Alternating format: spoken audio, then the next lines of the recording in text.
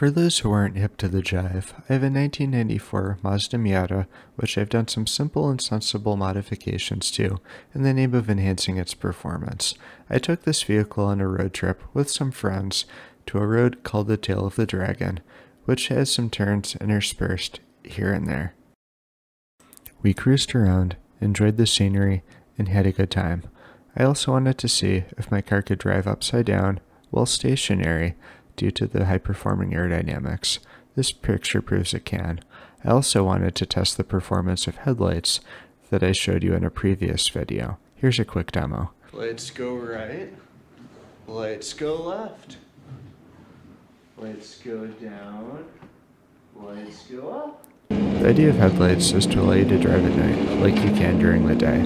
Here's a quick clip of myself driving during the day, so you can see the approximate pace. Soon we'll cut to a clip at night and you can see how it differs. See if you can spot a difference. Overall, I found that I wasn't really wanting for more light. The light was ample for me to drive the pace I wanted to drive in the particular conditions that we encountered.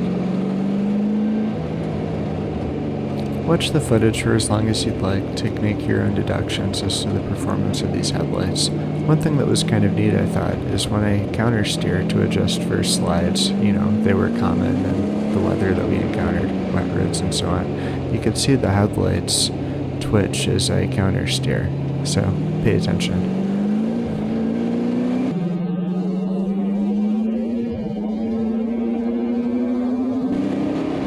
Kinda cool, right? Well, anyway, the rest of the video is just me driving at night on the Tail of the Dragon on slightly damp roads. So, yeah, enjoy. Maybe you're into this.